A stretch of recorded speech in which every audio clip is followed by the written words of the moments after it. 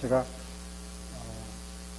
아침 시간에 갈라디아서를 가지고 바울이 구원에 대해서 무슨 생각을 했는지, 바울의 구원관의 일부, 바울이 평생 생각했을 것 중에 한 시점을 따서 요때 49년 혹은 50년경에 갈라디아서를 썼을 때인데, 요때 고린도에서 요 편지를 썼을 때는 바울이 구원에 대해서 이렇게 생각했다, 앞으로 변할 수 있다, 또 변했다 하는 말씀을 애드해 드리면서, 그거는 바울의 생각이었고, 그거는 바울이 친필로 쓴 글을 우리가 읽었기 때문에 이건 바울 생각이라 하고 확신 있게 말할 수 있습니다. 그런데 오늘 제가 마태복음을 통해서 예수님의 구원관을 조금 생각을 해볼 텐데, 우리는 이 마태복음을 통해서 혹은 마가복음, 누가복음, 요한복음을 통해서 예수님에 대한 디렉트 액세스는 없어요. 예수님이 친필로 글을 한 자도 남기시지 않았거든요. 소크라테스가 서양에서 굉장히 유명한 철학자로 알려져 있는데, 소크라테스가 한평생 글을 한 자도 남기지 않았습니다. 책을 쓰지 않았어요. 그 당시에 많은 철학자들이 책을 수십 권씩 저술하고 커리어를 마치던 때였는데, 소크라테스는 한 권의 책도 쓰지 않았습니다. 그리고 소크라테스의 생각에 대해서 알려면 제자들 몇 사람 되지도 않아요. 제자들은 많이 키웠지만 소크라테스에 대해서 글을 쓴 사람은 많지 않습니다. 플라톤, 그다음에 제노폰, 이 두 사람의 글 이외에는 이 소크라테스의 생각을 접할 수 있는 길이 없습니다. 간접적으로만 접할 수 있는 거죠. 우리가 이제 제자들이니까 선생님의 말을 많이 왜곡했겠나, 제대로 보존했겠지, 그런 믿음 가지고 그 사람들 통해서 소크라테스의 전기도 리컨스트럭션을 하고 생각도 재구성을 해보고 그럽니다. 그러나 클래식스를 가르치는 학자들, 클래식스를 연구하는 학자들은 역사적인 소크라테스는 없다. 그 말은 역사적인 소크라테스가 살은 적이 없다 그런 말이 아니고, 역사적인 자료를 가지고 소크라테스에 대한 직접적인 액세스는 불가능하다 하는 사실을 그냥 그렇게 표현한 겁니다. 그러니까 우리는 플라톤이 본 소크라테스만 알 수 있고, 또 그것과는 굉장히 다른 모습의 소크라테스를 또 다른 제자 제노폰의 기록을 통해서 볼 수 있습니다.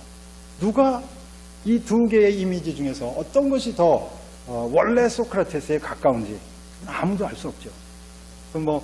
역사 자료가 한정되어 있기 때문에 플라톤이 훨씬 더 유명한 제자이기 때문에 그 사람 얘기가 더 맞을 것이다, 그렇게 보기는 어렵습니다.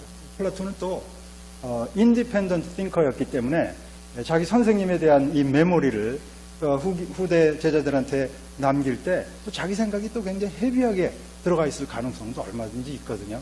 그러니까 이제 고대 역사를 하는 사람들 중에 친필로 글을 남기지 않은 유명한 사람들에 대한 전기나 역사를 재구성하는 것은 참 힘들다.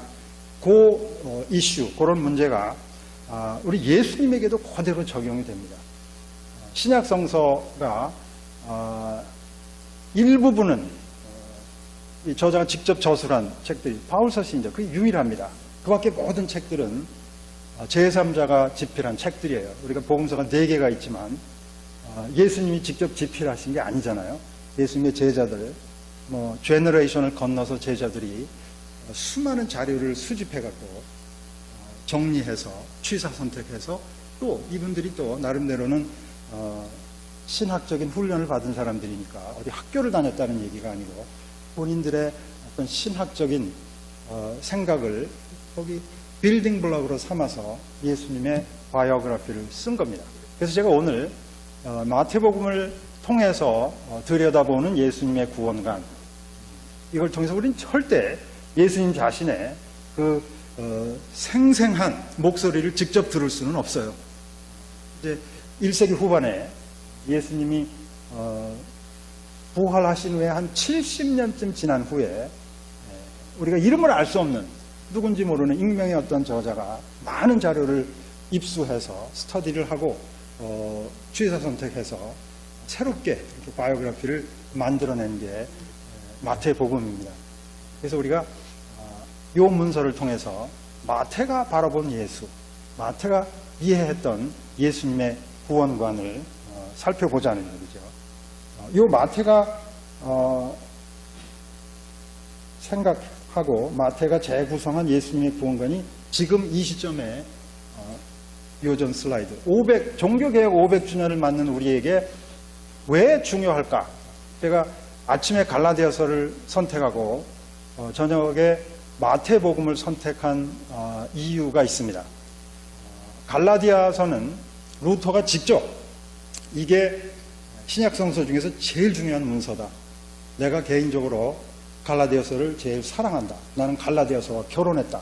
그렇게 고백적으로 말을 했을 정도로 갈라디아서를 통해서 바울이 자기의 그 구원관을 기독교 신학을 빌드업을 했기 때문에 당연히 종교개혁의 역사 혹은 개혁교회의 신학을 얘기하려면 갈라디아서를 봐야 됩니다. 우리는 오전 시간에 갈라디아서를 통해서 우리가 개혁신학의 슬로건이라고 얘기했던 그 5개 중에 탑 리스트를 차지하는 솔라 그라티아, 솔라 피데가 이게 그렇게 간단하지 않다.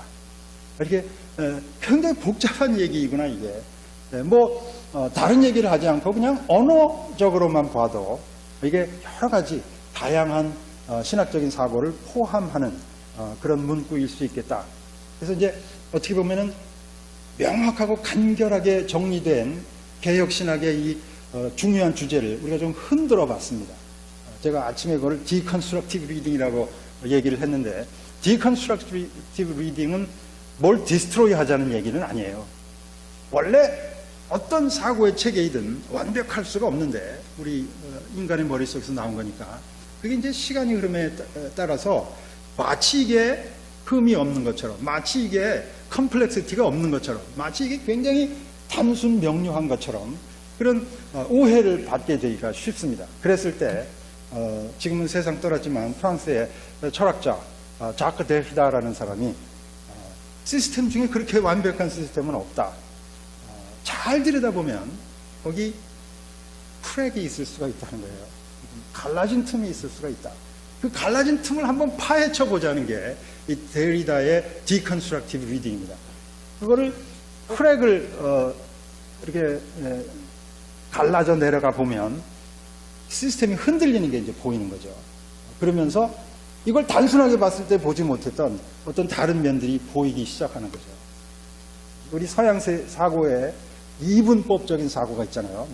흑과 백으로 나누고 남자와 여자로 나누고 하나를 우위에 놓고 하나를 좀 열등하게 보리 이런 모든 이분법적인 사고가 플라톤에서부터 왔는데 자크 데리다가 이 플라톤의 문서 하나를 집중적으로 연구하면서 플라톤의 이 사상체계 속에 이분법이라고 하는 게 그렇게 완벽하지가 않다. 크랙이 있다는 거예요.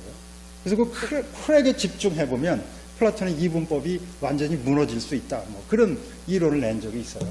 플라톤이 이 스페이스를 생각하면서 신적인 영역, 이데아의 영역이 있고 여기 그림자의 영역, 우리가 사는 영역이 있다. 이걸 정확하게 이분법적으로 얘기를 한 것으로 우리가 알고 있었는데 데리다가 가만히 문서를 읽어보니까 제3의 영역이 있다는 거예요. 플라톤이 그걸 이렇게 제3의 영역이다 이렇게 말은 안 했지만 지칭은 해요.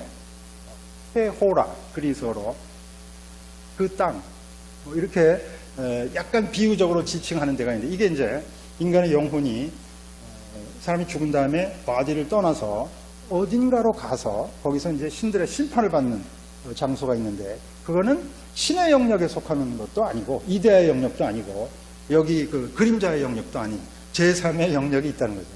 근데 그거를 플라톤이 말을 안 했을 뿐이지 이렇게 살짝 레퍼런스만 줬을 뿐이지 구체적으로 말을 안 했기 때문에 우리가 이게 철저한 이분법인 줄 알았는데 그렇지가 않더라. 그래서 이 헤호라라고 하는 장소는 플라톤의 이분법적인 사고를 송두리째 흔들어 버릴 수 있는 크랙이다. 굉장히 멋있는 해석이라고 볼 수 있어요. 그럼 얼마 전에 세상 떠난 캐나다의 싱어면서 송라이터였던 레나드 코헨이라는 사람 있죠. 그 사람이 앤썸이라는 노래를 작사 작곡해서 실제로 불렀는데 거기 이런 라인이 있습니다. There's a crack in everything. That's how light gets in. 모든 사물에는 이 틈이 있다는 거예요.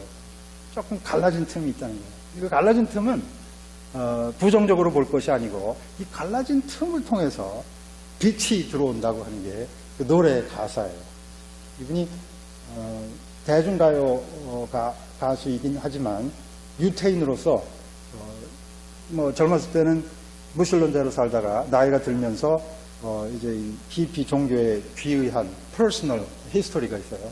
아마 그럴 때 아마 이 노래를 작곡하지 않았나 싶어요. 그래서 제가 오늘 갈라디아서를 읽으면서 거기서 얘기하는 피스티스가 그렇게 간단하지 않다. 그리고 이렇게 간단 명료한 얘기가 아니다. 거기 가만히 들여다보면 여러 가지 틈들이 있다는 거죠. 그 틈을 제가 아침에 variables라고 얘기를 하고, 그 variables는 우리를 불안하게 만드는 게 아니고, 옛날에 이게 아주 firm foundation인 줄 알았는데 알고 보니까 바울이 이거를 variables로 문서에서 취급한 게 아닌가 하는 생각을 우리가 한 거죠. 조심스럽게 해본 거죠.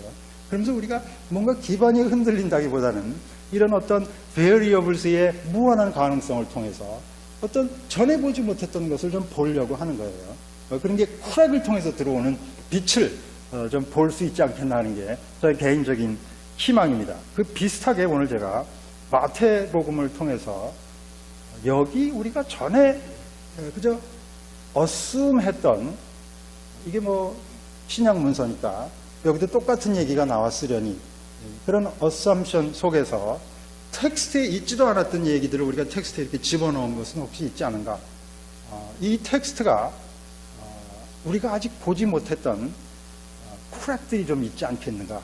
이 크랙들을 통해서는 어떤 빛이 들어올 가능성이 있는지, 그런 것을 오늘 제가 조심스럽게 살펴보려고 합니다. 여러분 혹시 개혁교회 신학에 대해서 뭐 강의를 들으시든지 책을 읽으시든지 하면서 경전 속의 경전이라는 개념, 그런 컨셉트를 들으셨는지 모르겠어요. 경전 속의 경전. 우리가 성경에 대해서 얘기하면서 성경은 처음부터 끝까지 모든 부분이 다 하나님의 감동으로 된 것이니까 똑같이 중요성을 가진다. equal value를 가진다. 우리가 그렇게 assume 하잖아요. 근데 실제로 그렇게 하는 사람은 거의 없는 것 같아요. 우리가 다 마음이 가는 구절들이 있고 특별히 또 마음이 가는 책들이 있어요. 그런 것들을 그냥 일반적으로 경전 속에서 내가 특별히 사랑하는 소경전이다 그렇게 부를 수도 있고, 이 말을 제일 처음 했던 마틴 루터는 이걸 굉장히 테크니컬한 의미로 사용했습니다. 마틴 루터는 모든 성경이 똑같은 밸류를 갖고 있다고 생각하지 않았습니다. 마틴 루터는 성경의 어떤 책들은 절대 경전 속에 포함돼서는 안 되는데 이게 어떻게 실수로 이게 들어왔다, 그런 말을 했어요. 구약 성경에서는 이 사람이 에스더서는 절대 성경에 포함돼서는 안 됐는데 이게 어떻게 유대인들이 투표를 잘못해갖고 그랬든지 실수로 이게 들어왔다는 거예요. 왜 그런 루터가 그런 생각을 했을까? 구약 성경 전체에 신약 성경을 포함해도 좋습니다.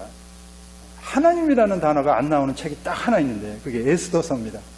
그러니까 어떻게 보면은 이스라엘 민족의 그냥 포클로어라고도 볼 수 있겠고, 하나님에 대한 컨셉은 있어요. 그렇지만 아주 디렉트 레퍼런스가 없다. 뭐 그런 이유로 마틴 루터가 구약 성경 중에서 에스더서는 원래 포함이 됐었어는 안 됐습니다. 신약 성경에 대해서는 마틴 루터가 3가지 책을 꼽습니다. 유다서하고 요한계시록하고 야고보서, 이 3개를 꼬집어서 이 책들은 불행하게도 이게 신약 성경에 들어왔는데 사실은 절대 이게 신약 성경에 들어오면 안 되는 책들이다.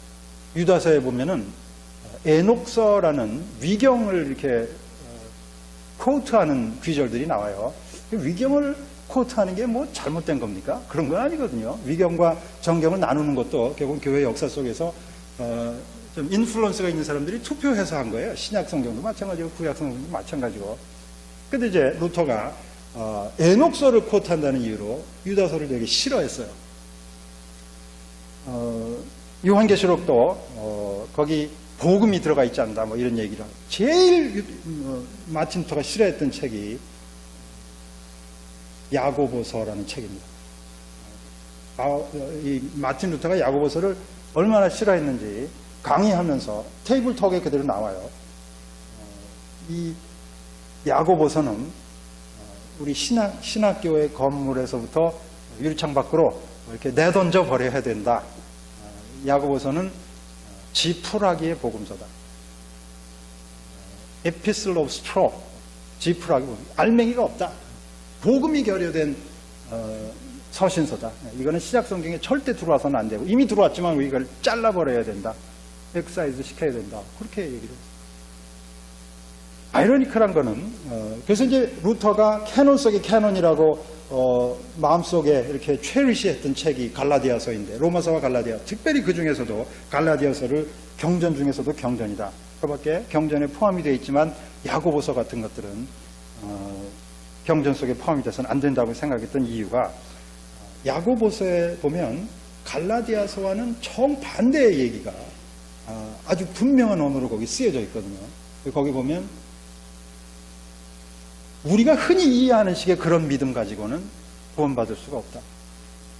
우리가 흔히 이야기하는 믿음이라고 하는 게 바울이 실제로 갈라디아서나 로마서에서 말했던 그 피스티스는 아닐 가능성도 얼마든지 있어요. 제가 오늘 그 얘기를 아침에 굉장히 오래 나누었는데, 어쨌든 이 파퓰러한 바울의 해석이 있어요.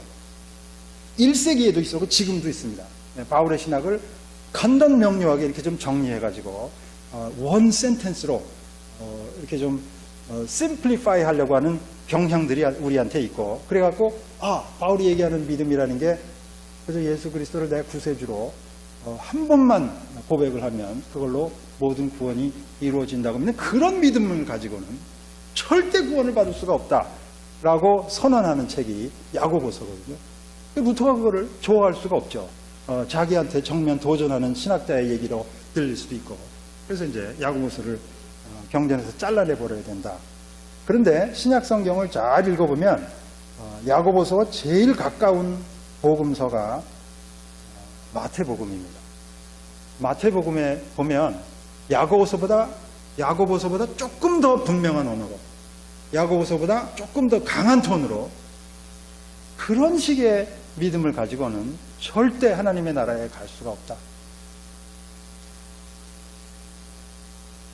마태복음에는 피스티스, 아까 우리 아침에 많이 얘기를 했던 그 피스티스를 갖고 구원받는다는 얘기가 안 나옵니다. 피스티스가 이렇게 복잡하게 해석되고 이슈가 되질 않아요. 마태복음에는 아예 피스티스 때문에 구원을 받는다는 개념 자체가 없어요. 갈라디아서에 보면, 어떻게 보면 바울이 고백하는 믿음만 구원의 근거로 내세우고, 이렇게 행동하는 믿음은 구원의 근거가 아닌 것처럼 우리가 계속 오해를 해왔었잖아요. 근데 오늘 아침에 그렇지가 않다. 갈라디아서 6장 5절을 보니까 바울이 피스티스를 본인이 주석을 할 때, 이 피스티스는 이 믿음과 행함이 함께 어우러져 있는, 이게 사랑을 통해서 리브 아웃되는 그런 믿음이어야지, 그런 피스티스여야지 진짜 피스티스더라. 그런 주석을 한 걸 우리가 우리 눈으로 보고 읽었습니다. 그렇지만 그거에도 불구하고 1세기에도 16세기에도 20세기, 21세기에도 이걸 단순화시켜서 그냥 믿기만 하면, 고백만 하기만 하면 구원받는다, 이런 생각이 얼마든지 이렇게 프레벌런트 할 수가 있다는 거죠. 거기에 정면으로 반대해서 마태복음은요, 행함이 없으면 구원받지 못한다. 우리가 사랑을 행함으로써만 의롭다 하심을 얻고, 사랑을 행함으로써만 구원받을 수 있다. 사랑을 행하면 누구나 다 구원받을 수 있다. 어떻게 보면 이런 얘기를 마태복음이 하고 있단 말이에요. 루터가 마태복음을 읽었는지 안 읽었는지 잘 모르겠다 싶을 정도로 루터의 이 신학 속에는 마태복음 얘기가 완전히 빠져 있습니다.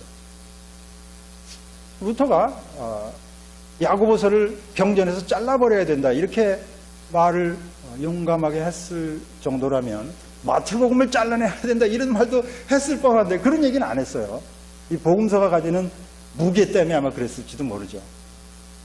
우리 가톨릭 교회 예배 미사에 참석해 보면 성경을 읽을 때 구약 성경도 있고 서신서도 있고, 복음서 읽을 때는 사람들이 다 일어나고 그러거든요. 이 교회 전통 속에 이 복음서는 예수님의 말씀이 담겨 있는 그릇이기 때문에 이걸 굉장히 이렇게 중요하게 생각하는 전통이 있어요. 아마 그래서 그랬는지 루터가 그걸 건드리지 않았습니다.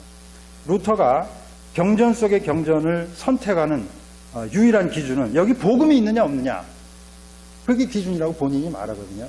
자기가 생각하기에는 갈라디아서에 복음이 있다는 거예요. 믿음만으로 구원받는다. 이게 복음이에요. 그 이외에는 복음이 아니기 때문에 이것만 있으면 경전 속의 경전이고, 이게 없으면 이게 심지어 복음서라도 경전 속의 경전으로 들어오지 않는, 그게 아이러니죠. 본인이 복음이 있느냐 없느냐 하는 게 경전의 크라이테리언이다, 그렇게 말했고, 실제로는 이 복음서의 내용은 루터의 신학 속에 완전히 결여되어 있다는 거죠. 루터의 구원 속에, 구원관 속에 예수님의 구원관이 빠져 있습니다. 어떻게 보면 이게 굉장히 아이러니죠. 이 아이러니는 이 바울의 구원관의 아이러니하고 조금 겹쳐 있어요. 그래서 그 영향을 받았는지 모르겠어요. 바울의 아이러니는 뭐냐? 바울은 자기가 예수 그리스도의 사도로 세우심을 입었다. 이방인의 사도로 세우심을 입었다. 그런 셀프 아이덴티티가 있는데, 바울은 실제로 예수님을 몰라요. 바울은 실제로 예수님을 만난 적이 없습니다. 바울이 예수님에 대해서 유일하게 분명히 알고 있는 것은 이분이 우리의 죄를 위해서 돌아가셨고 사흘 만에 부활하셨다. 그거 하나만 알면 된다는 거예요. 그 이외에 다른 거 알 필요가 없다는 거예요. 모르니까 그런 말을 했을지 모르겠어요. 바울은 살아생전에 예수님을 만난 적이 없고 예수님에게 직접 가르침을 받은 적도 없기 때문에 바울 서신을 전체를 다 뒤져봐도 예수님의 어로, 예수님의 말씀은 5개에서 한 7개, depends on how you count 밖에 없어요. 10손가락에 꼽을 수 있습니다. 그 이외에는, 이 부분에는 바울이 이런 예수님의 말씀을 알았더라면 훨씬 더 아르규먼트가 쉽게 플로우할 수 있었을 텐데, 아마 몰랐으니까 안 쓰지 않았겠느냐 하는 추측이 가능할 정도로 바울은 예수님의 말씀 전통에 대해서 액세스가 없었던 것 같아요. 몰랐어. 그래서 이 바울의 어떻게 보면 아킬레스 건이라고도 볼 수 있어요. 예수님을 만난 적도 없고 예수님을 잘 알지 못하니까. 그래서 사람들이 그걸로 바울을 어택을 한 적도 많이 있었던 것 같아요. 고린도 전서 9장 1절을 보면 바울이 자기를 공격하는 사람들에 대해서 자기 변호를 이런 식으로 말합니다. 내가 자유자가 아니냐? 내가 사도가 아니란 말이냐? 내가 예수님을 못 봤단 말이냐? 이게 다 적대자들이 하는 말이에요. 다 맞는 말이에요. 바울은 사도가 아니거든요. 근데 사도라 그러니까, 너 사도가 아닌 사람이 왜 사도라 그래? 거기에 대해서 바울이, 아니 내가 왜 사도가 아니야? 내가 하나님이 나를 세웠는데, 그렇게 항변하는 거예요. 그 세 번째 엘레멘트가, 아니 내가 예수님을 못 봤단 말이야? 니들 지금 그렇게 나를 비판하는 거야? 자기가 언제 예수님을 봤습니까? 다메섹 도상에서 그 환상 속에서, 비전 속에서 예수님을 봤다, 그 얘기를 지금 할 수밖에 없는데, 그거는 대부분의 사람들에게는 카운트가 되질 않아요. 갈릴리에서 3년 동안 예수님을 따라다니, 그게 사도의 조건인데요. 이 바울이 예수님을 잘 알지 못했다. 그래서 어떻게 보면 바울은 예수님이 우리의 죄를 위해서 돌아가셨고 사흘 만에 부활하셨다. 그게 복음의 핵심입니다. 바울이 고린도전서 15장 1절부터 3절에 바울이 그렇게 말해요. 이게 복음의 핵심이다. 다른 말로 하면 다른 건 알 필요가 없다. 그렇게 또 말할 수 있어요. 그래서 바울 서신에는 이 복음의 핵심 하나, 예수님이 우리의 죄를 위해서 돌아가셨고 하나님이 그를 3일 만에 살리셨다 하는 그 내용만 계속 이렇게 반복되고, 이거 하나만 있으면 우리에게 구원의 근거가 충분하다. 바울 신학의 핵심이면서 어떻게 보면 디펙트라고도 볼 수 있어요. 왜냐하면 우리가 알기로 직접적인 액세스는 없지만 마가복음을 통해서, 마태복음을 통해서, 누가복음을 통해서 예수님이 한평생, 짧은 생애지만 선포하신 가르침의 내용이 있거든요. 그냥 예수님이 조용히 오셨다가 돌아가셨고 부활하시고 사라지신 분이 아니란 말이에요. 제법 긴 시간 동안, 1년 반에서 한 3년 동안 갈릴리 광야에서 매일매일 사람들을 만나서 선포를 하시고 가르치셨단 말이에요. 그 가르치시면은 면면이 흐르는 주제가 있단 말이에요. 하나님의 나라, 하나님의 나라의 디카이오스의 정의를 선포하신 그 예수님의 가르치심이 있는데 바울이 그걸 몰랐단 말이에요. 그래서 바울의 그 서신에 보면 예수님의 가르침의 핵심이었던 그 하나님의 나라라는 게 나타나질 않습니다. 그런 바울의 아이러니, 바울이 예수 그리스도의 사도이면서 예수 그리스도를 위해서 한평생을 바친 사람이면서 실제로 예수님의 가르침을 잘 알지 못했다고 하는 그런 아이러니가 이 루터가 이해한 복음에도 이렇게 레플리케이트 되는 것을 볼 수 있습니다. 루터가 생각했던 복음의 핵심, 믿음으로 구원을 받는다. 그런 신학적인 프레미스하고 예수님이 정말 역사적인 예수 그분이 갈리에서 선포했던 그 하나님 나라의 복음하고는 사실은 많은 거리가 있어요. 우리가 지금 여기서 밸류 저지먼트를 하자는 얘기가 아니고 우리는 그저 디스턴스를 한번 observe를 해보자는 거죠.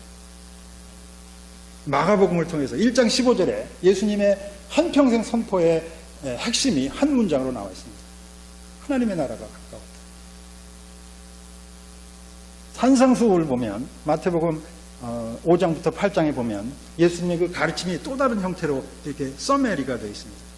그것도 역시 하나님의 나라, 하나님의 통치, 하나님의 의, 하나님의 정의, 이렇게 신약성경에 의라고 나와 있는 그 한국말 트랜슬레이션, 이걸 저는 전부는 알지 몰라도 80% 정의라고 다시 트랜슬레이션을 해야지 원문에 가까워진다고 저는 개인적으로 생각합니다.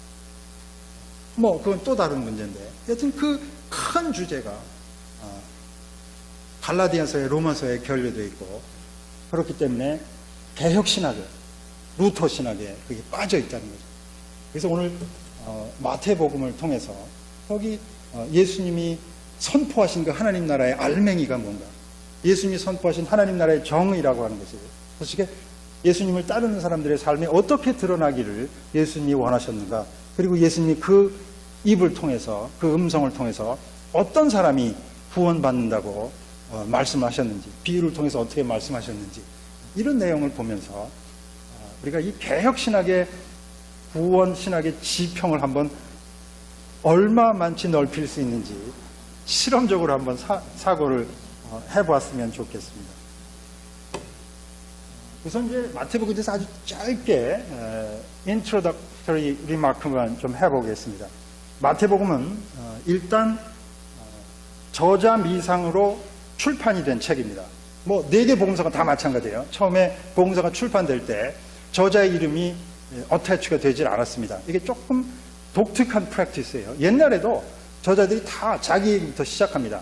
조세푸스의 유대교 역사, 유대 전쟁사를 보면 자기에 대한 패러그래프가 한 2-3개 긴 패러그래프가 나와요. 누구든지 누구는 이 책에 투시디데스가 펠로폰네소스 전쟁사를 쓸 때 나는 아테네의 플라툰 리더, 장군으로서 실제 전선에서 싸웠던 사람으로서 이제 이 전쟁을 회고해보면서 이게 세계 인류 사이 제일 중요한 전쟁이기 때문에 그 역사의 기록에 남기려고 자기 얘기가 제일 먼저 나오거든요.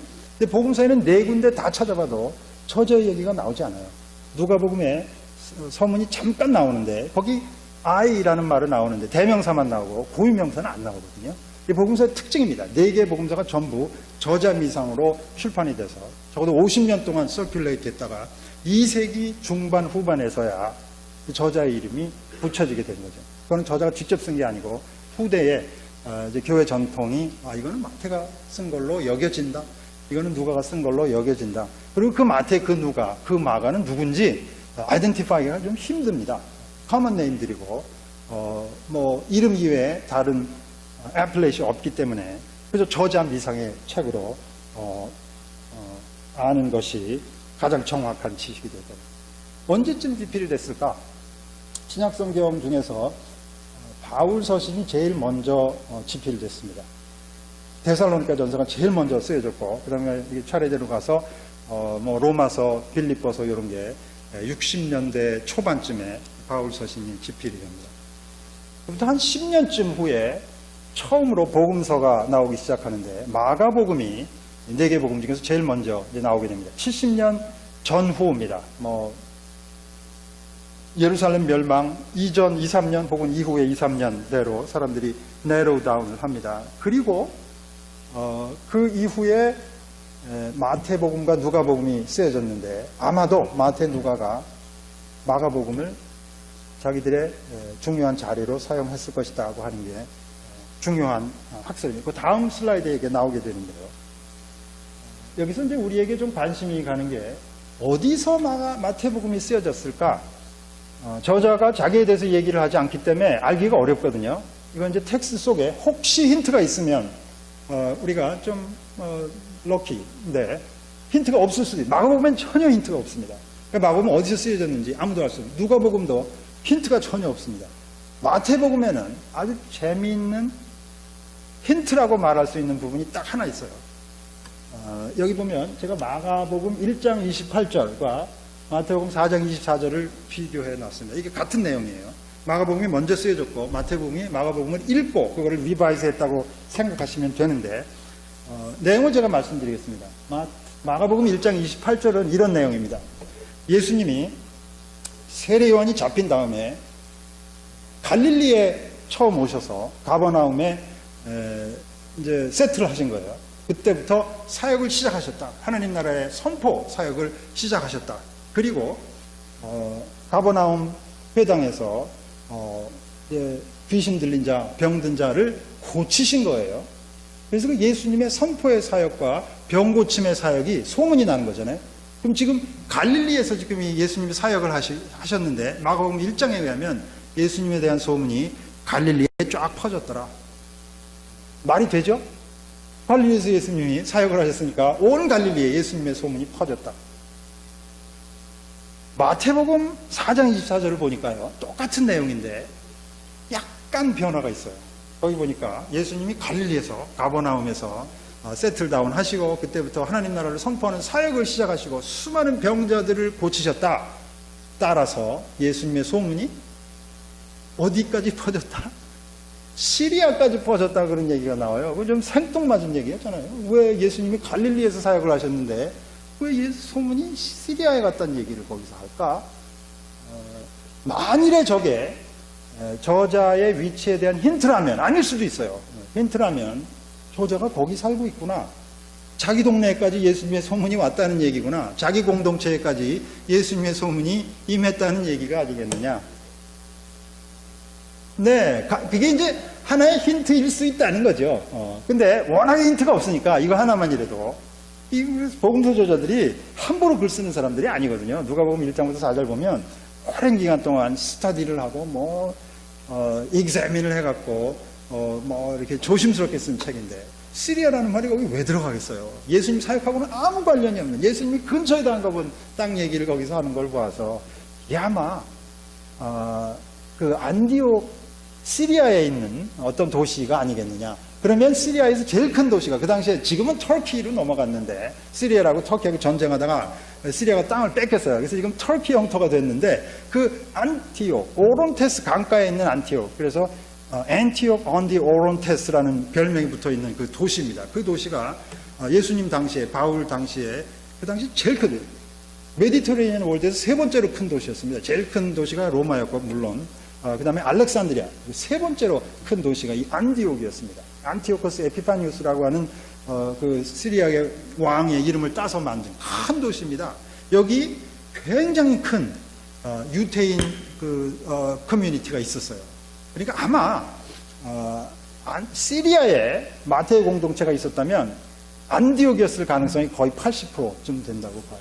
그래서 요즘 마태복음을 연구하는 사람들의 대부분은 100% 확신할 수는 없지만 아마 마태복음이 안디옥에서 쓰여졌을 가능성이 많다. 시리아의 안디옥에서 쓰여졌을 가능성이 많다.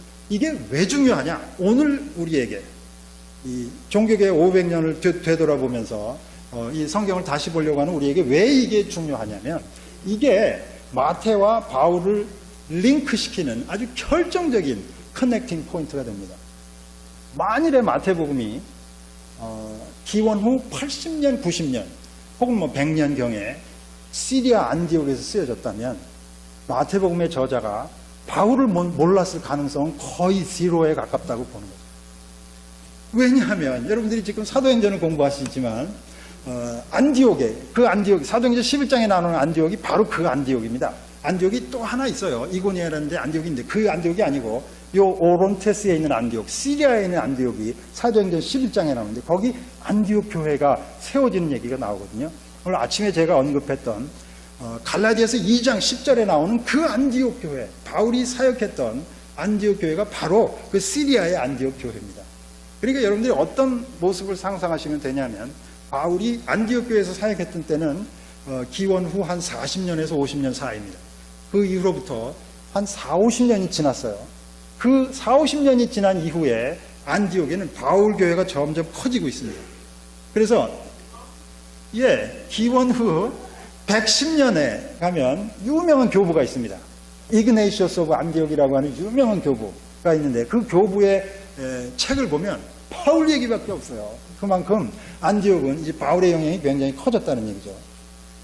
여러분들이 거기 옆 동네에 있는 조그만 교회를 하나 또 생각해 보시는 거예요. 여기 바울 교회가 굉장히 커지고 있고 젠타일 커뮤니티인데 그 옆에 유대 공동체가 하나 있어요.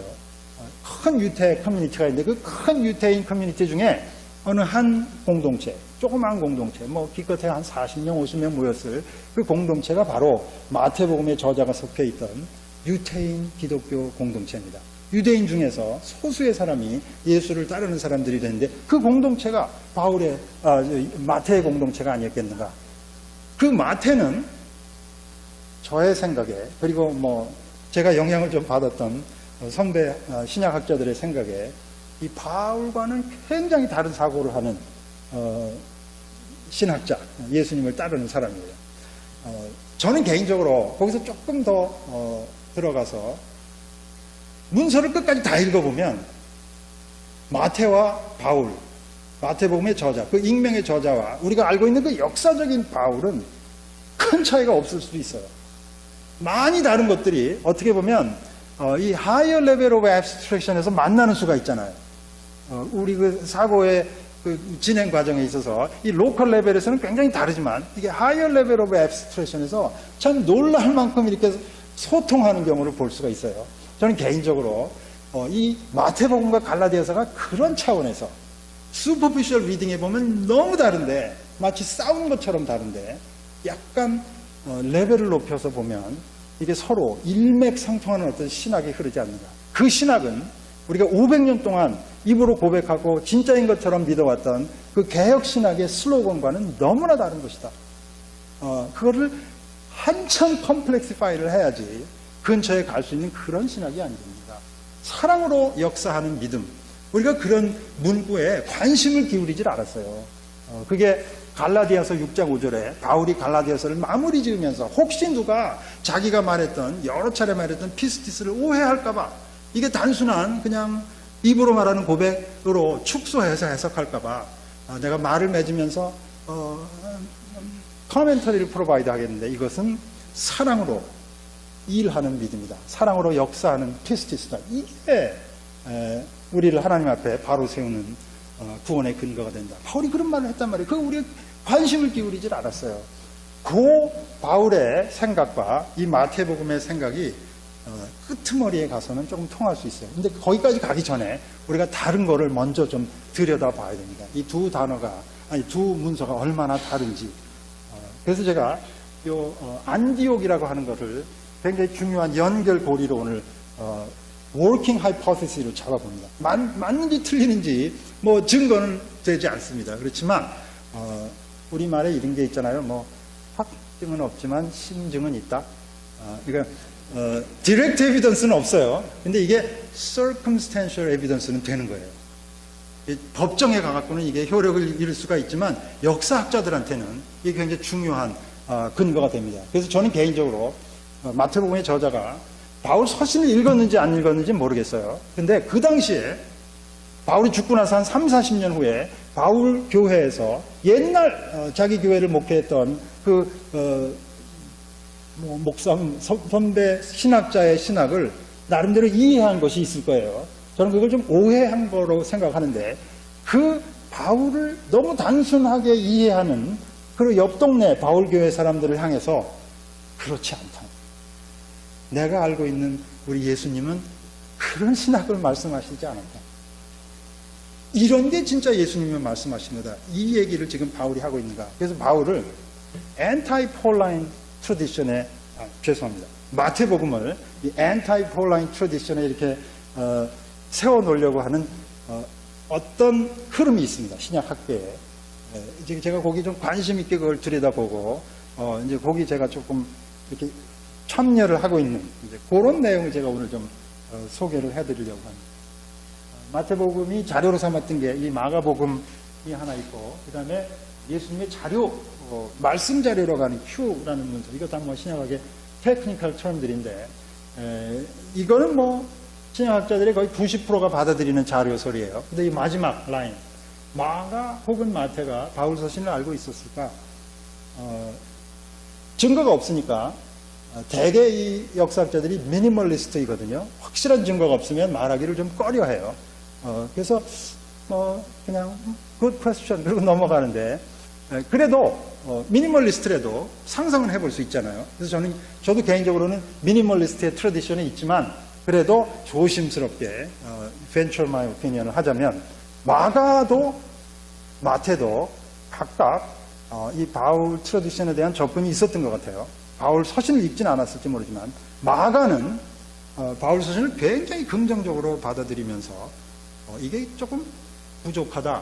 왜냐하면 여기 예수님의 말씀이 없으니까. 그래서 마가가 예수님의 말씀 전승을 많이 이렇게 포함해갖고 어떻게 보면 좀 expanded 버전을 내세운 것 같아요. 그래서 그 마가복음에 보면 예수님의 고난이 핵심이 돼 있어요. 예수님이 돌아가시는 게 핵심이 돼 있어요. 마가복음이 16장인데 그 중에 8장 이상이 마지막 며칠 그 순환사에 집중돼 있거든요. 바울 신학이 거기 이제 굉장히 강하게 영향을 미친 거죠. 마태도 크게 다르진 않아요. 마태는 마가복음을 주로 자료로 사용했기 때문에 그 고난에 대한 포커스가 마태복음이 더 살아있어요. 근데 마태복음에 보면 어찌 보면 이 갈라디아서 혹은 로마서에 바울이 실제로 했던 말들을 정면으로 반박하는 내용들이 좀 나오는 것 같아요. 마가복음에는 안 나오는데. 그래서 저는 개인적으로 마태복음은 anti-Pauline tradition이 거의 분명하다. 이 higher abstraction은 뭐 본인들의 관심은 아니에요. 그건 이제 나중에 우리 해석하는 사람들이 뭐 이러쿵저러쿵 얘기하는 거고. 그래서 저는 이 마지막 요 센텐스에 대한 working hypothesis로 그렇다. 마태의 저자가 바울 신학이 그 당시에 옆 동네 바울 교회에서 어떻게 이해되는지에 대한 관찰이 있었고, 거기에 대해서 마태가 정면으로 반대하는 입장에서 마태복음을 쓴 것이다. 그런 working hypothesis로 얘기를 진행하겠습니다. 결론부터 얘기하자면 마태복음에서 예수님의 구원관의 핵심은 율법을 통한 구원입니다. 우리가 개혁교회에서 이 율법하고 은혜가 상충된다. 이게 병립할 수 없는 걸로 우리가 생각했잖아요. 유태인들은 뭐 율법을 통해서 구원받는 것처럼 오해하고 있었고, 우리는 은혜를 통해서 구원받는다. 오늘 아침에 제가 누누이 강조했던 게, 은혜는 기독교가 모노폴라이즈 하는 게 아니고 이미 제2성전 시대부터 아니면 구약 시대부터 이 유태교의 6,000년 역사를 면면이 흐르고 있는 신학의 기반이 하나님의 은혜다. 우리가 선택을 받은 것도 하나님의 은혜고, 하나님께서 우리를 이렇게 민족으로 프리서브 해주시는 것도 하나님의 은혜고, 우리가 범죄하고 실수하고 하나님을 배반할 때 하나님 무조건 용서해 주시고 우리를 다시 품 안으로 끌어주는, 이게 다 하나님의 은혜다. 이게 유태교 신학의 핵심이라는 거죠. 그런 은혜를 중심으로 문서가 이제 드러나게 되는데, 그 문서가 소위 말하는 모세 오경이에요. 그 모세 오경을 다른 말로 율법이라고 부르는 거죠. 이 두 개가 상충될 수가 없어요. 근본적으로. 우리 지금 개혁교회에서 이게 마치 이게 서로 mutually incompatible 한 걸로 오해를 하고 있었다는 거예요. 이게 이제 신약학계의 새로운 무브먼트입니다. 1977년서부터 나타나기 시작한 무브먼트. 요 은혜와 율법이 하나일 수 있다고 하는 이런 증거가 되는 문서가 마태복음이라고 볼 수 있어요. 마태복음에 보면 믿음이라는 단어는 아예 나오질 않아요. 물론 부분적으로 병든 사람이 예수님한테 와서 예수님을 신뢰하는 거예요. 이분이 나를 고칠 수 있다. 그런 신뢰를 하면 예수님이 그 믿음을 보시고 병 고침을 주십니다. 그런 얘기는 마태복음에 나와요. 그런데 궁극적으로 하나님 나라에 들어가는 그런 내용은 믿음을 갖고 가는 게 아니에요. 거기는 율법을 통해서 하나님이 하라고 하시는 명령을 행함으로 해서 하나님 나라에 갈 수 있다고 하는 게 내 얘기가 아니고 어떤 신약학자의 얘기가 아니고 마태복음에 분명한 문자로 쓰여져 있는 구원 내용입니다. 그 얘기를 제가 오늘 소개를 해드리려고 하는 거죠. 마태복음의 제일 중요한 부분 중에 하나가 예수님의 가르침을 요약해놓은 산상수훈, 마태복음 5장부터 8장인데 거기 5장 17절부터 18절에 이런 얘기가 나옵니다. 예수님께서 이렇게 말씀하세요. 내가 율법이나 선지자를 폐하려고 이 땅에 온 것이 아니다. 오히려 내가 율법과 선지자를 이렇게 완성시키러, 풀필하러 이 세상에 왔다. 왜 예수님이 그런 말씀을 하실까? 반대로 생각하면 누군가는 예수님이 오심으로 말미암아 율법과 선지자가 파괴됐다. 이거 이제 필요가 없게 됐다. 이런 말을 한 사람들이 있었으니까 그게 뭐 예수님 당시인지 아니면 마태복음이 쓰여질 당시인지 잘 몰라요. 아마 마태복음이 쓰여질 당시에 상황이 더 반영이 됐다고 보는 게 사실과 가까울지 모르겠어요. 그런 얘기를 누가 합니까? 바울을 조금 오해하면 누구나 그런 소리를 할 수 있어요. 로마서에서 바울이 예수 그리스도가 율법의 마지막이 되신다. 예수 그리스도가 오심으로 해서 율법이 끝났다라고 오해할 수가 있어요. 근데 거기도 제가 또 말씀을 드리면 텔로스라고 하는 그 그리스의 언어는 완성된다라는 의미가 더 강해요. 그러니까 그거를 예수님이 오심으로 해서 율법이 파괴됐다고 하는 거는 오해인데 그렇게 오해하는 사람들이 많거든요. 그렇게 오해하는 사람들이 많다는 증거가 바로 우리들입니다. 개혁교회 사람들입니다. 우리가 늘 그렇게 생각을 해왔거든요. 그런데 예수님이 그런 신학에 대해서 그런 게 아니다. 내가 율법과 선지자를 폐기시키러 온 것이 아니고 오히려 그거를 이렇게 업리프트 해갖고 풀필하러 왔다고.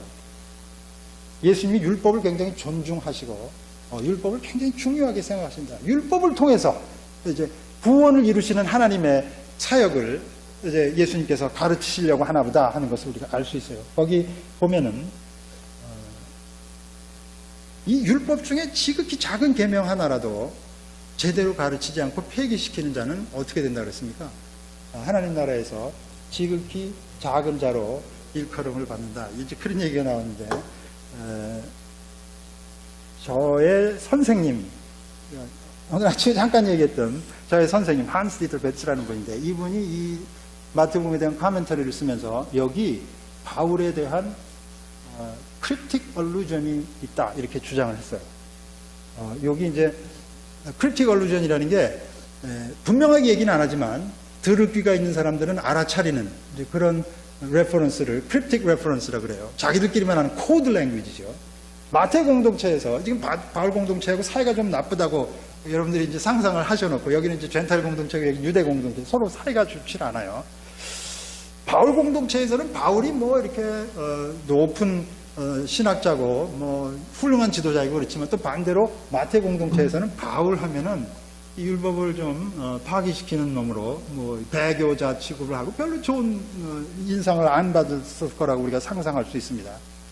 여기 지금 지극히 작은 자라는 말이 이제 히라보 형용사로 엘라히스토스라는 형용사가 쓰여있는데 그 똑같은 형용사가 고린도 전서 15장 9절에 바울이 나는 사도 중에 지극히 작은 자다. 제일 작은 자다 하는 그 형용사가 똑같아요. 토시 하나 틀리지 않고 똑같은 형용사입니다. 그게 뭐 여러분들 생각하기에는 뭐 우연의 일치일 수 있잖아요. 근데 그게 왜 우연의 일치가 아닐 것 같으냐 하면은 이 바울이라고 하는 고유 명사가 라틴어예요. 파울루스라고 하는 라틴어의 일반 형용사입니다. 여러분 라틴어 사전에 Paulus 파울루스 찾아보면 small 작다 그런 형용사예요.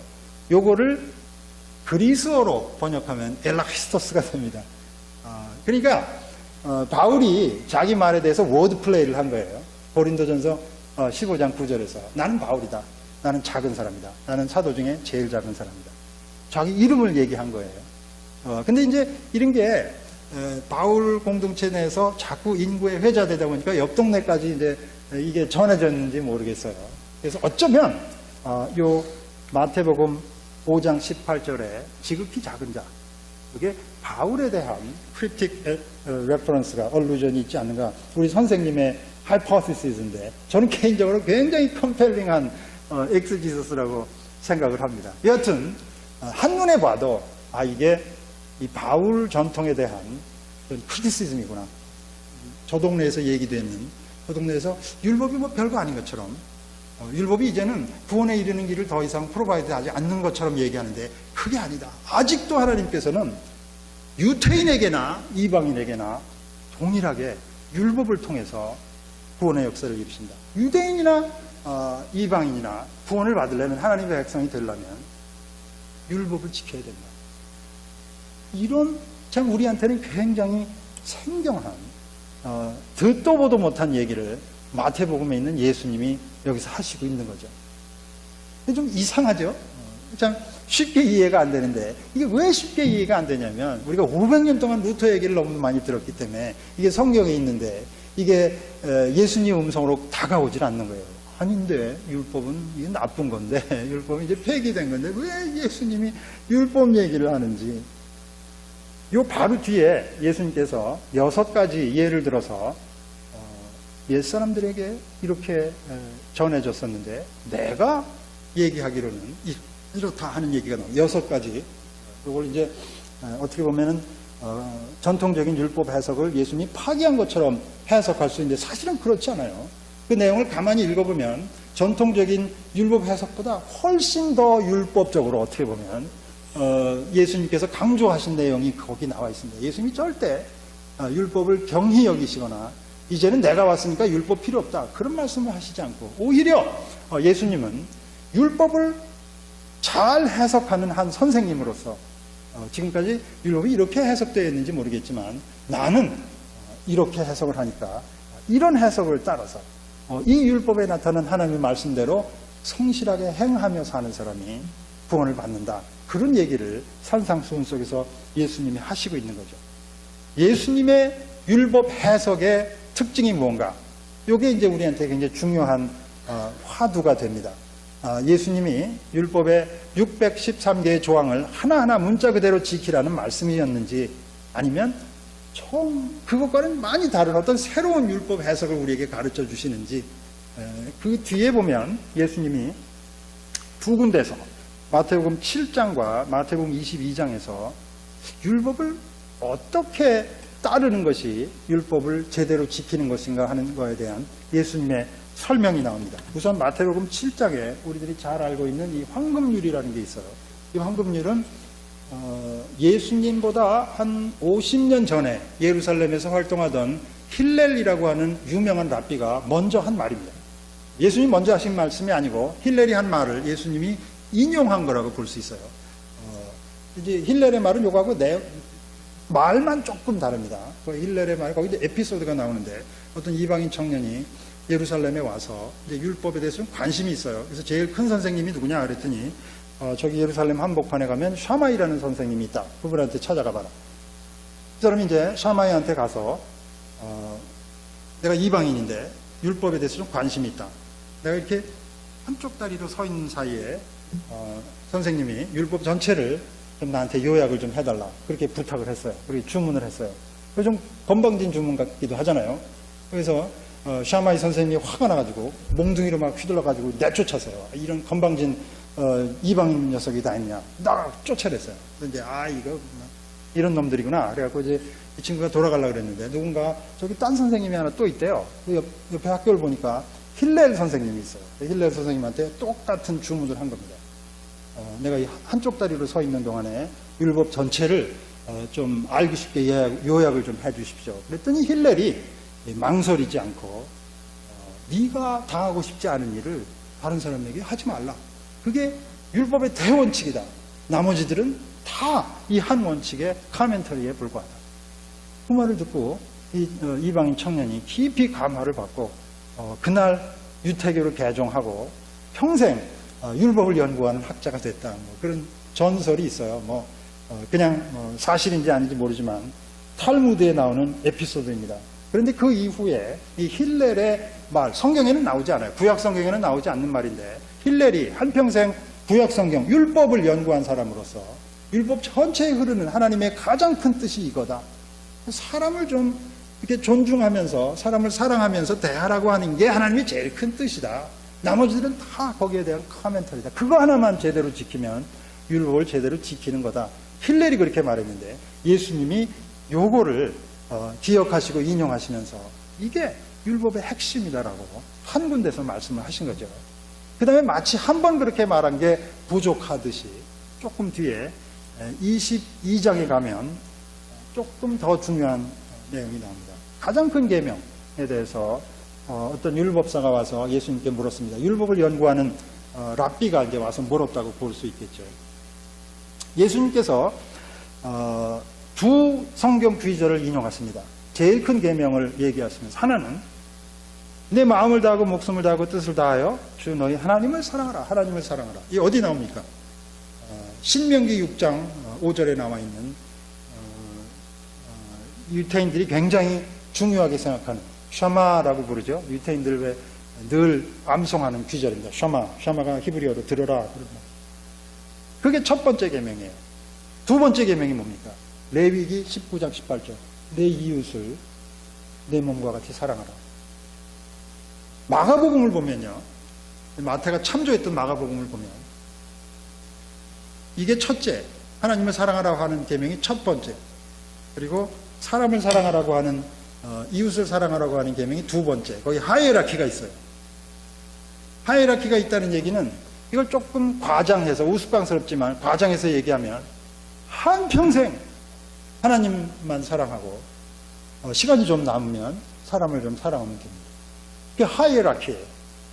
그런데 마태복음에 보면 그 중간에 문장이 조금 바뀌어 있어요. 둘째는 첫 번째와 호모이아. 제가 그걸 일부러 그리스어를 번역을 안 하고 내버려뒀습니다. 둘째는 이와 같으니. 그렇게 하면 이게 원문이 확 살아나질 않아요. 원문을 보면 이 두 번째 계명, 사람을 사랑하라고 하는 계명이 첫 번째와 호모이아하다. 호모이오스라고 하는 형용사의 여성형입니다. 호모이오스라고 하는 형용사는 플라톤이 많이 썼던 형용사입니다. 플라톤이 존재론에 관심이 많잖아요. 인식론, 존재론에 관심이 많습니다. 그래서 인식론, 존재론을 얘기하는 사람들이 A와 B가 근본적으로 동일하다. 이런 말을 쓸 때 테크니컬 텀으로 사용했던 형용사가 호모이오스라는 형용사입니다. 그래서 저는 이게 그냥 어쩌다가 마태복음의 저자가 저걸 썼을 거라고는 절대 생각하지 않아요. 마태복음의 저술 양식의 디폴트 모드는요, 마가복음을 그대로 따라가는 거예요. 마가복음의 80%가 문장 하나 틀리지 않고 그대로 마태복음에 들어와 있거든요. 그게 디폴트 모드인데 거기서 조금 벗어날 때는 이유가 있어서 벗어난 겁니다. 이게 지금 디비에이션이나 마가복음에서 좀 벗어난 거거든요. 마가복음에는 첫 번째 계명, 두 번째 계명, 그런 하이에라키, 그런 순서가 있어요.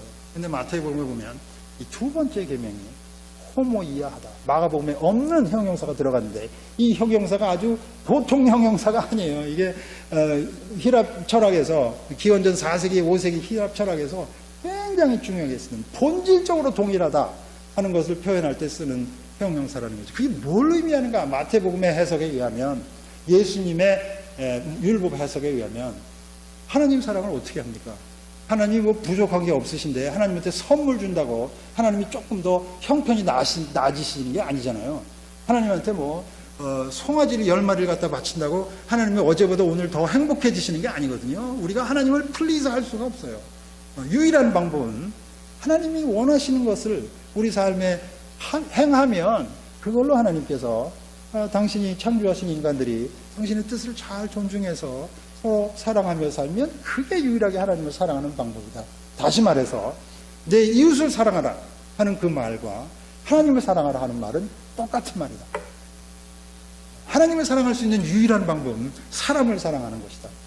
하나님을 한평생 사랑하고 시간이 좀 남으면 사람을 사랑할 수 있는 게 아니고 한평생 사람을 사랑하며 살면 그게 하나님을 사랑하는 것이다 하는 게 마태복음을 통해서 접하는 예수님의 율법 해석입니다. 그러니까 예수님은 율법의 여러 가지 613개의 조항을 일일이 기억하면서 지키는 거에 관심이 없으세요.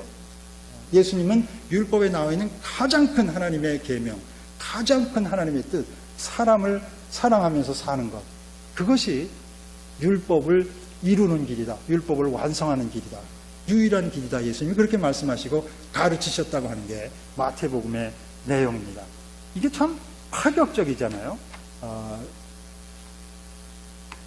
심상치가 않아요. 이게 사실일까?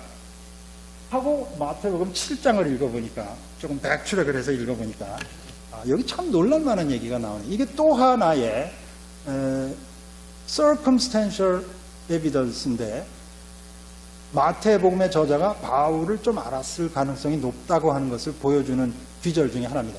바울이 말이죠, 로마서에서 이런 말을 했어요. 바울이 이제 수사법을 공부한 사람입니다. 그리스 수사법을 보면 rhetoric of hyperbole라는 게 있어요. 과장의 수사법이라는 게 있습니다. 뭘 좀 불려서 얘기하는 거예요. 그러니까 듣는 사람도 말하는 사람도 저게 과장인 걸 다 알아요. 그렇지만 이게 귀를 꽉 캐치하니까 그만큼 효과가 있는 거예요.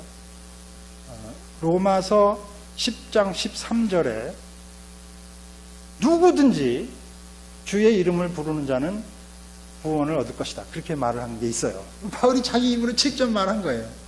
근데 우리가 저게 하이퍼볼리라는 거 알아요. 저거 과장이라는 걸 알아요. 레토릭 오브 하이퍼볼리라는 거. 왜 우리가 아느냐? 저거보다 3년 전에 뭐 한 5년 전일지 모르지만 갈라디아서를 쓸 때 저거 갖고는 안 된다고 바울이 얘기를 한 거거든요. 피스티스, 디 아가페스 에네를 구메네, 그래갖고 사랑과 행위가 함께 이렇게 사랑을 통해서 녹아 들어간 피스티스만이 진짜 피스티스다, 그렇게 말했는데, 여기서는 그 레토릭 오브 하이퍼볼리 때문에 누구든지 주의 이름을 부르는 자는 구원을 얻을 것이다, 바로 그렇게 말했어요. 뭐 과정을 통해서 뭔가 이루려고 하는 목적이 있었겠죠. 근데 그 목적은 우리가 별로 관심이 없고, 요거 하나에 이제 우리가 이제 붙들고 매달리는, 그래서 이게 입으로 고백만 하면 구원을 받는 거구나, 이렇게 생각을 한 거예요. 우리뿐만이 아니고 마틴 루터뿐만이 아니고 1세기 후반에 안디옥에서도 그랬던 것 같아요. 그래서 마태복음의 저자가 그렇지 않다, 너희들 사랑을 행하며 살지 않으면서 입으로 주만 고백하는 사람들이 어떻게 되는지 알아? 그러면서 예수님이 이런 말씀을 하신 거를 마태가 전합니다. 예수님께서 지금 이거 마지막 심판날을 얘기하시는 건데, 예수님이 이렇게 말씀합니다. 나더러 주여 주여 하는 자마다 다 하나님 나라에 들어가는 게 아니다. 바울의 말하고 거의 똑같아요. 이게 verbatim citation입니다. 바울이 로마서 10장 13절에서 말했던 대로 누구든지 예수님을 curious, 나의 주라고 고백만 하면 구원받는다, 이렇게 말했는데, 마태복음의 저자는 그렇지가 않다. 예수님은 그렇게 말씀하시지 않았다. 예수님께서는 나에게 curious, 주님 그렇게 말하고 고백한다 그래서 하나님 나라에 가는 게 아니다라고 이렇게 말했다.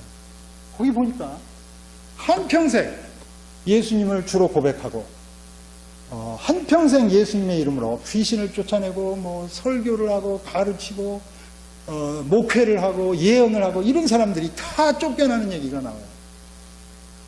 예수님이 나 너희를 알지 못한다. 근거가 뭐냐? 딱 한마디가 나와요. 우리말 번역에 보니까 불법을 행하는 자, 이렇게 나왔는데 틀린 번역은 아닌데 조금 뉘앙스가 필요한 번역입니다. 제가 거기 자꾸 히라보를 써서 죄송합니다만은 거기 아노미아라는 단어가 들어갔어요. 그 아노미아라는 단어는 아라는 엘레멘트와 노모스가 합쳐진 거예요. 노모스는 율법입니다. 아는 여러분 그 영어에 A가 붙으면 따라오는 말을 부정하는 그런 링귀스틱 피처가 있잖아요.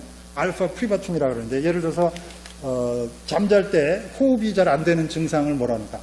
슬립 아프니아라고 그러잖아요. 아프니아라는 말이 푸니아, 호흡이 없다는 말이에요. 알파 아가 그 뒤따라 나오는 말을 부정합니다. 어떤 사람이 어떤 문서를 연구하는데 역사적인 관심이 전혀 없어요. 그런 사람을 보고 ahistorical approach라고 합니다. 히스토리에 관심이 없다는 얘기죠. 어떤 게 퍼펙트하게 대칭이 되면 그걸 시메트리라고 그러잖아요. 대칭이 안 되는 걸 뭐라고 그래요? 에이시메트리라고 그러잖아요. 그런 A가 여기 들어와 있습니다. 노모스, 율법에 반대되는 거. 율법을 잘 지키지 않는 생각이나 사고, 율법은 필요 없다고 말하는 거, 혹은 율법대로 살지 않는 삶.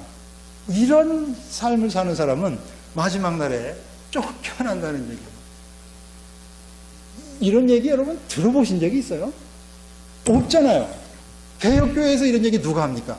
근데 이게 누구 얘기예요? 예수님 얘기란 말이에요. 이게 어디 나옵니까? 마태복음에 나오는 거예요. 이게 어떻게 보면 우리 개혁교회 신학의 크랙이에요. 크랙. 이 크랙을 통해서 이 개혁교회의 기본적인 신학이 좀 흔들리는 것처럼 보이는 거죠. 근데 이걸 우리가 네거티브하게 볼 일이 아니고 레나드 코엔의 그 노래처럼 There's a crack in everything.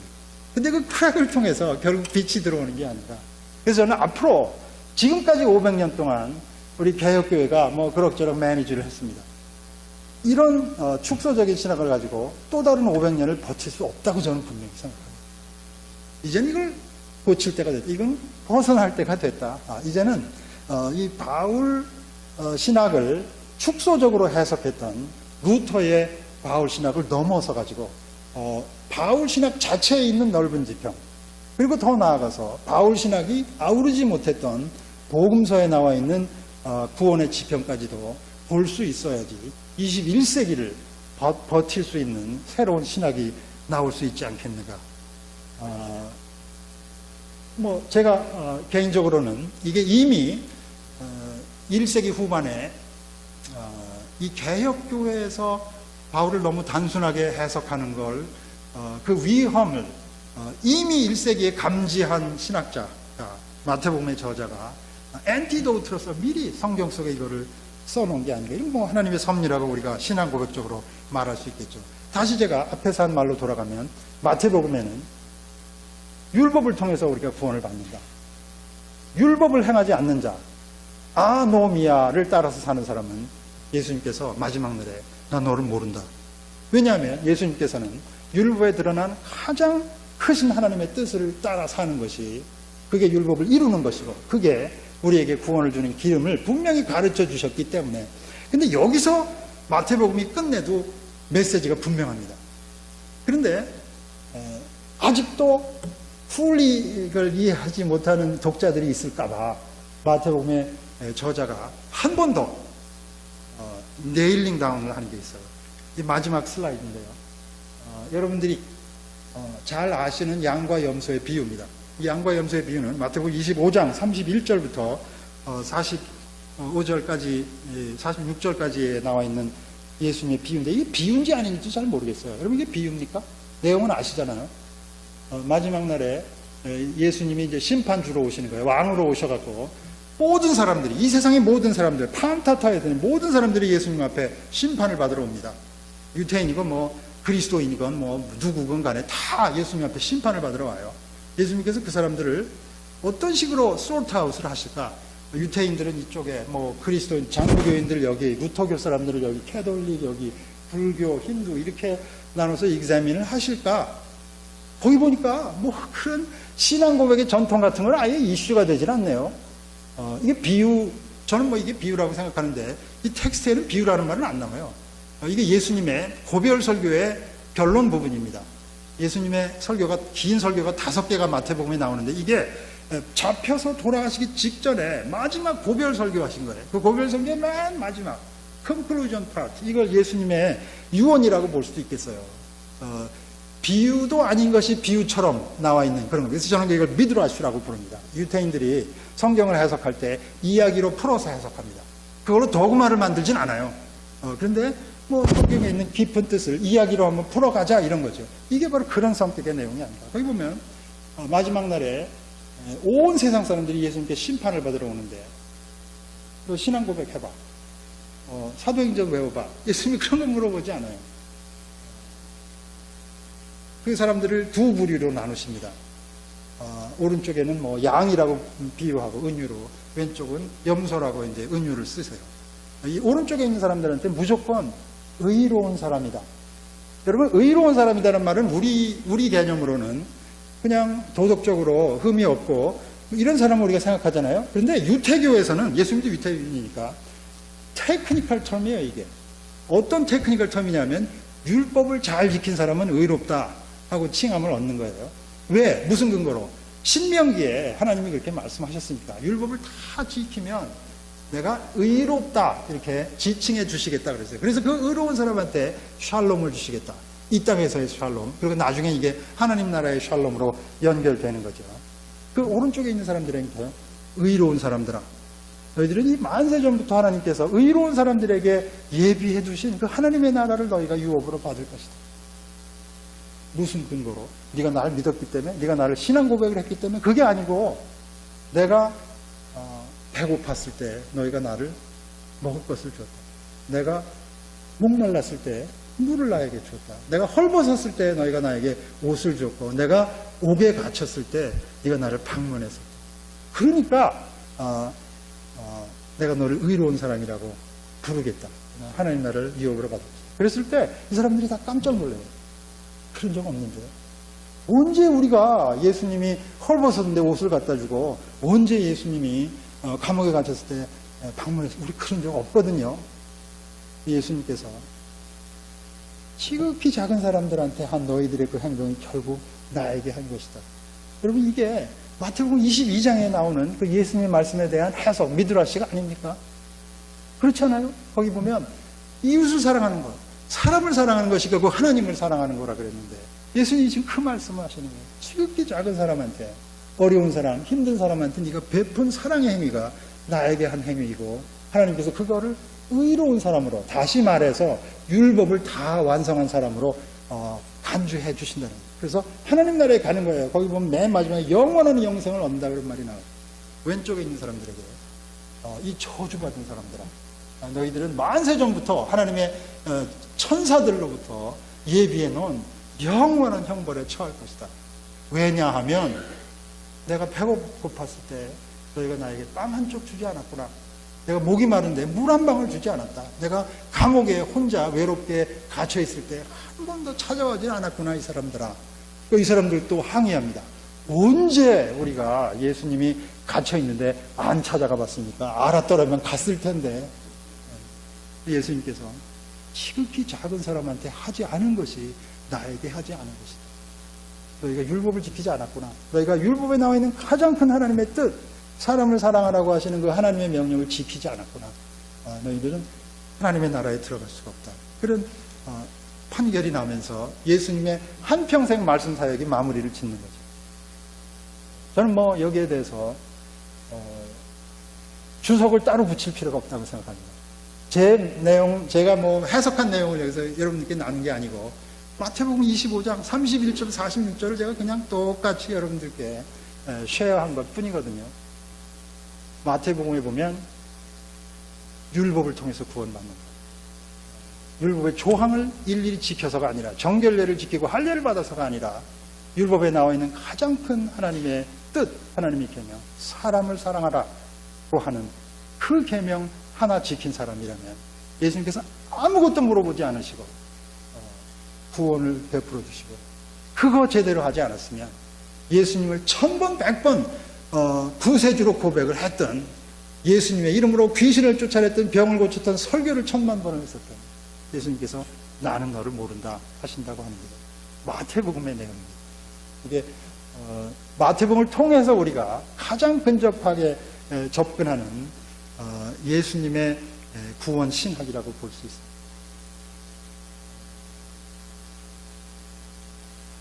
저의 희망은 여러분들이 샥을 드리고 하는 저 그런 취미 없습니다. 저도 가능하면 편안한 얘기하고 싶거든요. 근데 이게 성경에 있으니까, 이게 복음서에 있으니까, 제가 성경을 공부하고 가르치는 사람으로서 이런 거를 많이 알리고 싶은 열정이 저한테도 있습니다. 여러분들 저하고 동의를 하시지 않아도 괜찮습니다. 그런데 이런 게 성경에 있구나. 여러분들이 루터처럼 이건 신학교에서 내쫓아버리면 되지, 그렇게 하고 마음이 편하시면 얼마든지 그렇게 하셔도 돼요. 그렇지만 이게 또 성경에 있으니까, 예수님이 이렇게 말씀하셨으니까, 이 율법을 통해서 하나님의 뜻을 이루고 사는 게 이렇게 중요한 거구나. 죽기 전에 나 예수님 믿는다, 이런 정도가 아니구나. 이게 성경에 나와 있는 구원관이 참 이렇게 깊이가 있고 넓은 것이구나. 이렇게 말을 하고 보니까 바울이 갈라디아서 6장 5절에 말했던 거, 사랑으로 역사하는 피스티스가 진짜 피스티스다. 그리고 바울이 이런 말도 했어요. 율법을 사랑하는 자는 율법을 다 이루었다. 이웃을 사랑하는 자는 율법을 다 이루었다. 그런 말 바울도 했거든요. 우리가 기억을 안 할 따름이지. 루터가 한 말과 좀 거리가 있으니까 기억을 안 할 따름이지. 그거 다 바울이 한 말이에요. 그런 점에서는 바울과 마태복음이 말하는 예수님과 크게 다르지 않아요. 바울이 예수님을 만난 적도 없고 예수님에게 직접 가르침을 받은 적도 없지만 참 신통하게 이 예수님의 가르침의 핵심은 어떻게 이게 전달이 됐는지 모르지만 바울이 알았어요. 그래서 일일이 예수님의 말씀을 인용하지는 않지만 사람을 사랑하라고 하는데 율법의 핵심이 있다고 하는 그 예수님의 가르침은 바울이 자기 서신 속에서도 이미 다 얘기를 해서 이런 higher level of abstraction에서 바울과 마태가 만나고 또 예수님의 가르침과 바울의 가르침이 만나지 않겠는가 이런 좀 넓은 지평을 우리가 이 베리어블스를 생각한다면 우리 기독교 신학이 뻗쳐나갈 수 있는 한계가 끝이 안 보일 정도로 이 무한한 가능성을 가진 게 저는 기독교 신학이라고 생각합니다. 우리가 지금 불편하게 생각할지 모르는 미래의 어떤 신학도 이런 신학 속에 다 이미 근거가 있지 않겠는가 하는 게 저의 개인적인 생각입니다. 제가